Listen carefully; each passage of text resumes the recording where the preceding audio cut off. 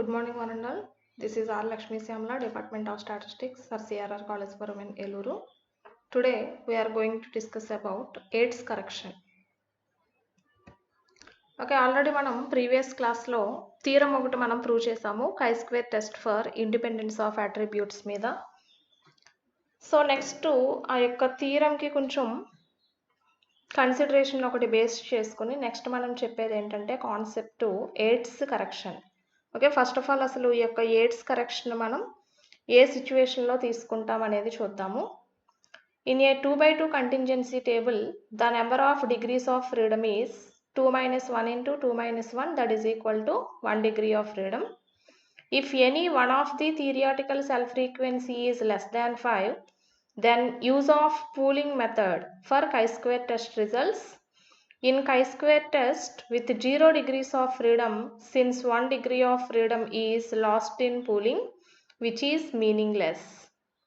Okay, first of all ఇక్కడ మనకి situation మనం తీసుకునే కన్సిడరేషన్ ఏం చెప్తున్నారంటే, ఒక 2/2 కంటింజెన్సీ టేబుల్ కనుక తీసుకున్నట్లయితే, అంటే దట్ మీన్స్ 2 rows 2 columns తోటి ఒక కంటింజెన్సీ టేబుల్ని మనం రిప్రజెంట్ చేసినట్లయితే, యాక్చువల్గా వాటి యొక్క టేబులేటెడ్ వాల్యూని మనం క్యాలిక్యులేట్ చేయడానికి డిగ్రీస్ ఆఫ్ ఫ్రీడమ్ ఏం తీసుకుంటామంటే లాస్ట్లో R-1 into S-1 degrees of freedom రావాలి.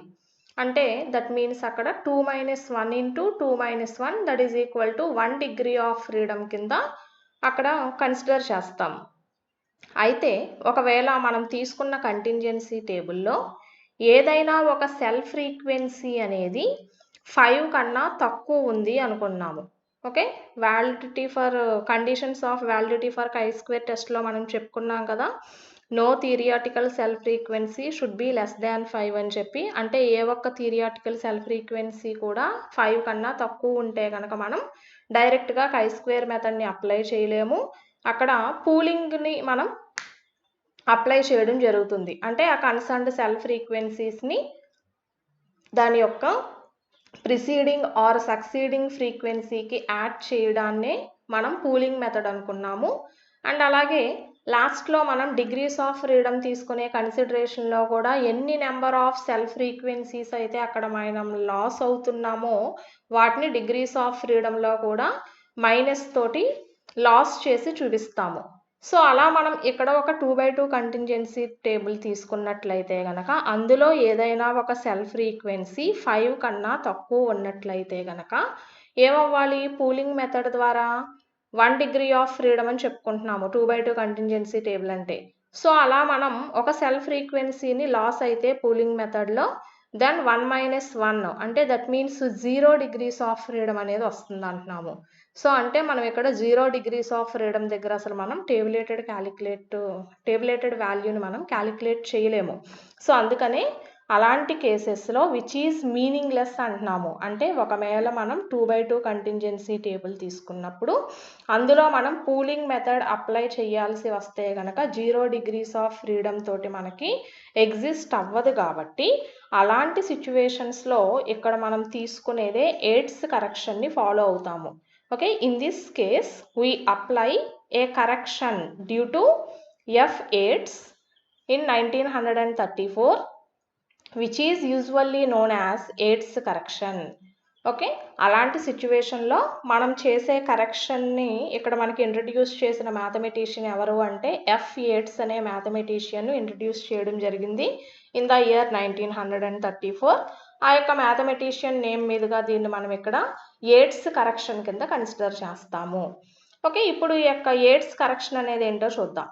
For continuity this consists in adding 0.5 to the self frequency which is less than 5 than adjusting for the remaining self frequencies accordingly.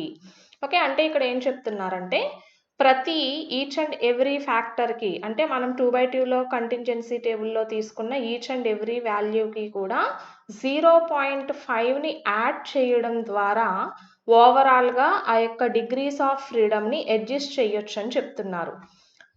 The chi-square test for goodness of fit is then applied without pooling method for a 2/2 contingency table we have. Okay, ఒకవేళ మనం ఇక్కడ chi² test for goodness of fit అనేది apply చేస్తున్నాము అనుకుందాము.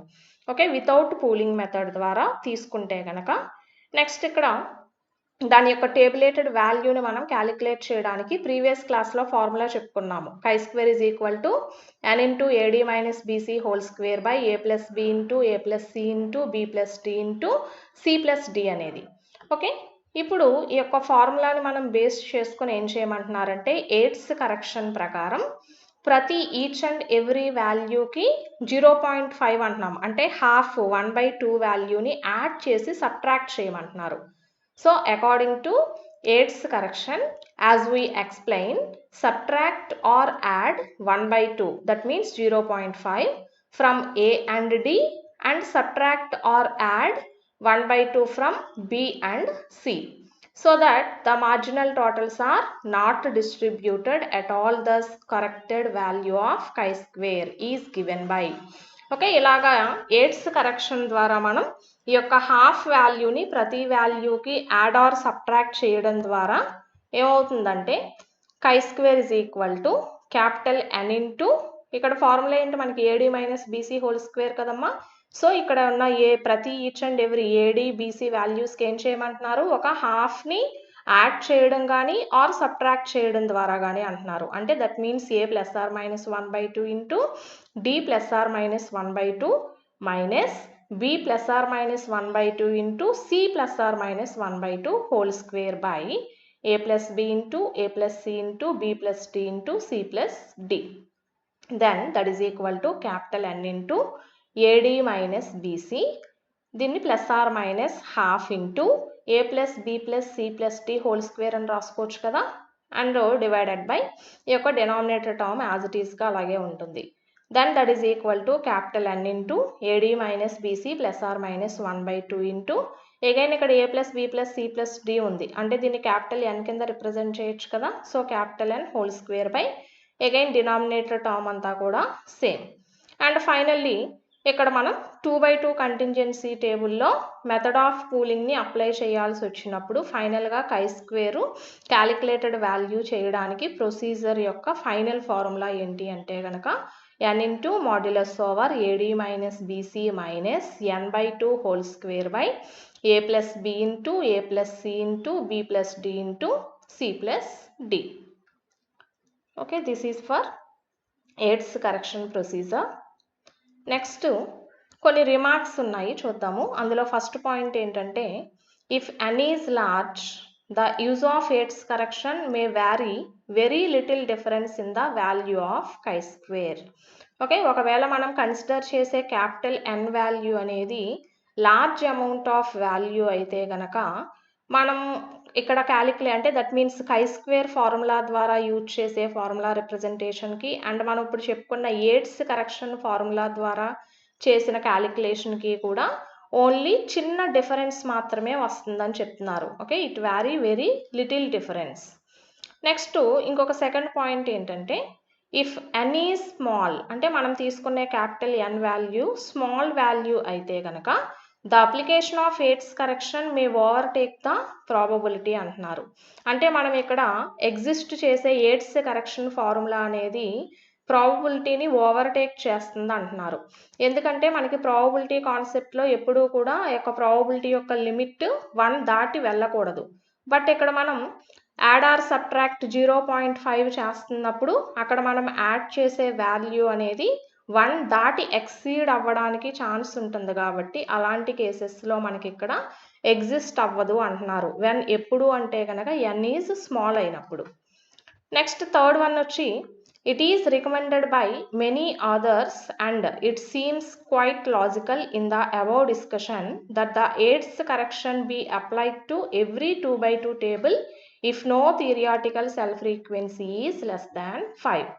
Okay, ఇంకొక main remark ఏమని చెప్తున్నారంటే many authors చేత మనకి ఇక్కడ రికమెండ్ చేసినటువంటి ప్రొసీజర్ ఏంటి అంటే కనుక ఈ యొక్క ఎయిట్స్ కరెక్షన్ అనేది ఎప్పుడు అప్లై చేద్దామని చెప్పుకుంటున్నాం మనం. యాక్చువల్గా మనకి థియరిటికల్ సెల్ ఫ్రీక్వెన్సీ అనేది 5 కన్నా తక్కువ ఉంటే కనుక పూలింగ్ మెథడ్ అప్లై చేయాల్సి వచ్చినప్పుడు ఆ యొక్క కన్సిడరేషన్లో ఎయిడ్స్ కరెక్షన్ ఫార్ములాని మనం యూజ్ చేసుకుని ఈ యొక్క ప్రొసీజర్ అంతా కూడా ఫర్దర్గా ముందుకు వెళ్ళొచ్చు అని చెప్పుకున్నాము.